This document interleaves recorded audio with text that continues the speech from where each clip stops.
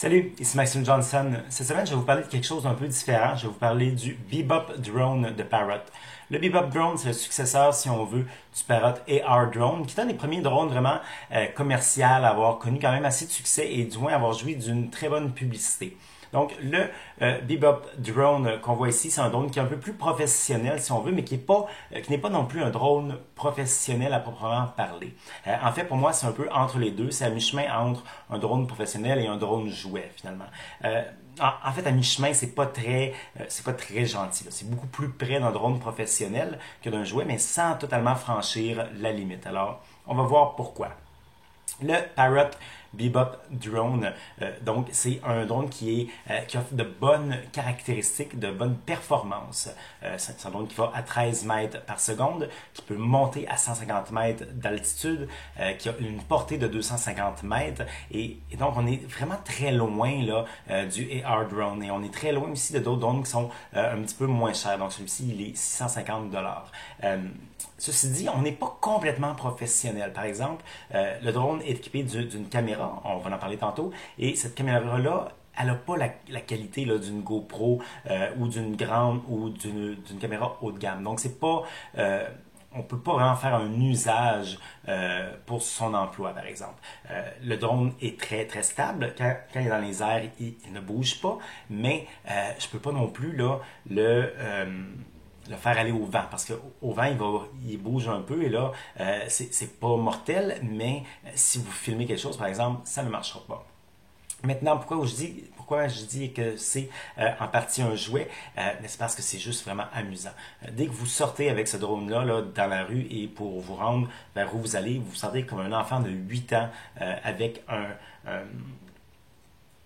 en fait, je dis un enfant de 8 ans avec un cerf-volant, mais un cerf-volant qui serait vraiment, vraiment cool. Là. Genre, il n'y a comme pas d'équivalent à peu près. Moi, je sais que quand je m'en sers, je me sens vraiment là, comme un enfant. J'adore ça. C'est absolument... faut l'essayer. Donc, mais ceci dit, je peux pas vraiment dire que c'est un jouet non plus. C'est quand même un jouet qui est difficile à contrôler. La manette qui vient avec, c'est une application mobile pour sa tablette ou son téléphone, et c'est quand même assez complexe. Donc, ça demande beaucoup d'habitude, ça demande une certaine habileté, ça demande un certain talent, je dirais, qui vient avec beaucoup de pratique. Autre raison aussi pourquoi c'est pas un jouet, bien écoutez, comme je dit, c'est cher, c'est 650 $. Alors, on peut pas vraiment dire là, que c'est pour les enfants non plus. Ceci dit, la manette a un mode plus facile d'utilisation. Donc, si vous avez un enfant qui veut jouer, c'est quelque chose qu'on peut faire aussi. Là, ce qu'on voit ici, c'est le drone en configuration pour à l'extérieur. Lorsqu'on est à l'intérieur, on peut aussi mettre des petits protèges ici comme ça qui permettent de protéger ses hélices. Le drone est équipé de deux batteries, deux piles, comme on peut les voir ici. C'est des piles qui offrent une autonomie d'environ 10 minutes de vol chacune. Et c'est un 10 minutes généreux. C'est même un peu plus que ça, en fait. Et une fois qu'il ne vole plus, on a quand même assez d'autonomie, par exemple, pour continuer à filmer et tout. Là. Donc, c'est un 10 minutes, c'est un bon 10 minutes. Il y a un petit détail que je voulais vous montrer. Par exemple, une petite chose que j'aime pas, je trouve qu'un drôle de choix et qui parle quand même. Comme vous pouvez voir, si je mets la pile ici, ça marche pas très bien. Ça rentre pas complètement, en fait. Donc, c'est vraiment difficile. Et Parrot explique pas comment ça marche. Finalement, après avoir fouillé, on se rend compte que ce qu'il faut, c'est qu'il y a une petite ficelle ici. Donc, on tire dessus, comme ça. On tire fort, et là, on sort un câble. Et on peut brancher ça sur le câble. C'est relativement dur à brancher, et surtout, je dirais, si vous êtes dehors à moins 10 et que vous devez enlever vos gants pour faire ça, vous chialez un petit peu. C'est pas super efficace. Pourquoi j'en parle? Parce que donc, une fois qu'on le sait, ça va bien, mais je trouve que Parrot explique mal son drone. Je trouve que l'application, entre autres, les commandes, c'est pas du tout expliqué. Ça permet de faire beaucoup plus de choses que ce qu'on croit au départ. Donc, c'est pas super intuitif. Et honnêtement, c'est quelque chose que je crois comme Parrot pourrait améliorer un petit peu. Dans les autres choses que Parrot pourrait améliorer, vraiment, là, c'est la caméra, qui pour moi est un peu la grande faiblesse là, de ce drone-là. Elle n'est pas elle n'est pas horrible, elle n'est pas mauvaise. Donc, c'est un objectif grand angle, fisheye, qui permet de prendre des photos, là, surtout aériennes, avec un immense angle. Et les côtés sont déformés comme toujours avec un fisheye, mais pas tant que ça non plus. C'est donc une caméra de 14 mégapixels. Donc, oui, c'est gros. Ceci étant dit, c'est pas un capteur d'une bonne qualité. Les images ne sont pas belles. Lorsque vous allez voir les détails, c'est pas clair, c'est pas précis, c'est un peu, je veux pas dire flou, mais c'est pas beau. Ça ressemble à un téléphone de milieu de gamme d'il y a quelques années. Donc vraiment, ça, je trouve que ça laisse à désirer. Et ça fait que si vous vouliez faire un film, ben écoutez, si c'est pour un film au cégep, oui, ça va, mais pas beaucoup de choses de plus, et même là. C'est vraiment, ça laisse pour un appareil de 650 $ et pour ce contre quoi ça se bat, on aurait aimé ça avoir un peu plus. Moi, je privilégie surtout en fait les appareils qui sont capables de traîner une GoPro avec eux parce que je trouve que c'est vraiment à chacun ses forces dans le fond. Ceci étant dit, ça, le fait d'avoir leur propre caméra, ça leur permet de faire un appareil qui est beaucoup plus petit, qui est beaucoup plus léger. Donc, ça a ses avantages, mais on aurait aimé ça, un capteur là d'une meilleure qualité, surtout qu'il y en a plein sur le marché. Tous les téléphones intelligents modernes en ont un. Ceci dit, c'est pas la fin du monde et vous allez quand même pouvoir faire des images là, qui sont belles et amusantes, mais ça aurait pu être mieux et ça, on trouve ça dommage. Maintenant, deux autres petites choses que je veux vous dire. La hauteur, j'ai dit au départ que ça montait à 150 mètres. C'est vrai en théorie, en pratique, je ne le crois pas vraiment. Donc moi, le plus haut que j'ai été, c'est un petit peu en dessous de 50 mètres. Donc c'était un 50 mètres qui, ça marchait correctement. Donc ça monte assez vite, ça monte assez bien. Je dirais que le drone reste stable. Donc quand il y a du vent, il bouge un peu. Pas vraiment comme ça, mais plus par coup. Il bouge un peu. C'est pas la fin du monde, mais c'est assez embêtant. Ce qui m'embête plus, c'est que dès que je suis arrivé à 50 mètres, souvent, la liaison entre la tablette et le drone, donc la liaison Wi-Fi, elle marchait mal. Alors, souvent, le signal coupait pour une fraction pour 1 seconde, 2 secondes, 3 secondes ou plus. Ce qui fait que lorsqu'on filme, lorsqu'on essaie de viser, ça va mal, de un. Et deux, si on veut le contrôler, mais là, c'est un peu embêtant. Ce n'est pas la fin du monde, parce que lorsque le drone perd son signal, tout ce qu'il fait, c'est qu'il reste en position stable. Et si à un moment donné, il voit que sa pile arrête, mais là, il va redescendre.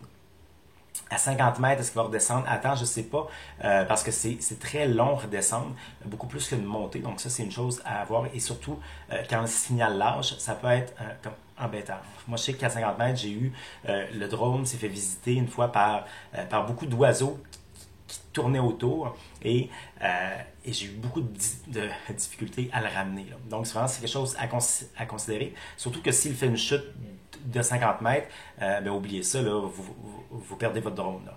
Et ce qui me fait rappeler d'ailleurs que quand vous en servez, de grâce, n'allez nulle part au-dessus des voitures, au-dessus des gens, au-dessus des routes. Faites pas ça. Il faut être dans un endroit vraiment où il n'y a personne d'autre que vous et où vous pouvez le voir. Et s'il tombe, vous savez qu'il tombe et où il est. Maintenant, l'autre chose que je voulais dire, donc, et ça, la hauteur, avant, vous pouvez l'ajuster. Donc, vous pouvez dire, moi, je veux que le maximum, c'est 10 mètres, 5 mètres, 4 mètres, 50 mètres, 100 mètres. Mais bon, donc, tout ça pour dire que oui, ça monte à 150 mètres en théorie, mais dans les faits, pas vraiment. Maintenant, une dernière chose que je voulais vous dire, c'est sur les chutes. Votre drone, il va tomber, ça va arriver. Des fois, il va être mal calibré, et là, tout de suite au départ, il va se lever, il va avoir un petit peu une misère à trouver son équilibre, et là, bang, il tombe. Des fois, vous faites une fausse manœuvre, il tombe. Des fois, vous allez foncer dans un poteau, dans un arbre. C'est le genre de choses que, même si vous êtes excellent, là, ça va se produire. Il suffit que le vent se lève d'un coup et là, le drone bouge. Et si vous étiez à basse altitude, vous risquez là, de tomber et de finir les quatre pattes en l'air. Ça m'est arrivé souvent. À date, il n'a jamais brisé et j'ai jamais eu même l'impression qu'il avait passé proche de briser. Là, ça a l'air quand même très solide et résistant au choc. Le boîtier d'ailleurs, donc toute l'électronique est protégée dans un styrofoam. Donc c'est vraiment, pour ça c'est bien fait. Ceci étant dit, si vous êtes très haut et si vous êtes par exemple sur l'asphalte, moi je ne garantirais absolument rien. Et donc la question c'est de savoir si Donc lorsqu'on s'en sert 3 semaines, ça va, ça tombe, c'est correct. Sur 2 ans, comment ça va être? Est-ce que sur 2 ans, il va résister à chaque choc ou est-ce qu'il suffit qu'il y en a un qui tombe sur le côté pour que le bang, c'est fait? D'après moi, ça risque d'être un problème.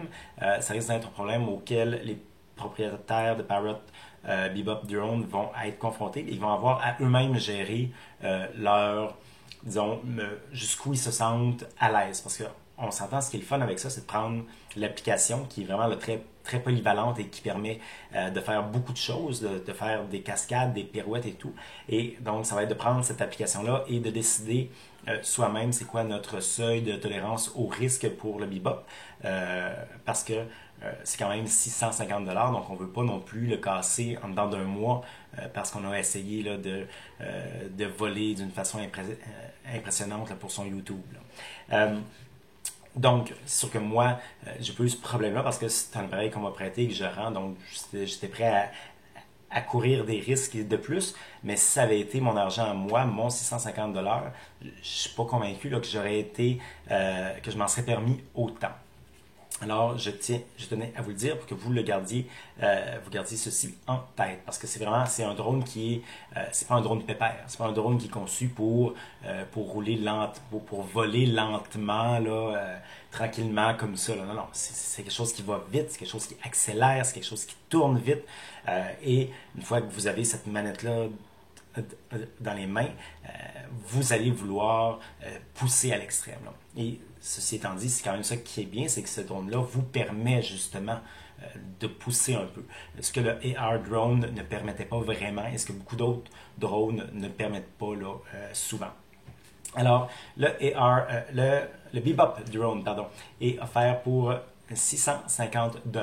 Ça vient avec une capacité de 8 gigaoctets. C'est une capacité qui est pas accessible directement avec une fente, donc il faut soit passer par un ordinateur, soit par un appareil mobile via Wi-Fi. C'est assez pour vos 2 vols, mais pas plus, donc vous allez devoir la vider là, à chaque 2 vols pour être sûr de ne pas être plein et rater là, une de vos cascades à un moment donné. Mais vraiment, quand même, c'est un drone là, que j'ai beaucoup aimé.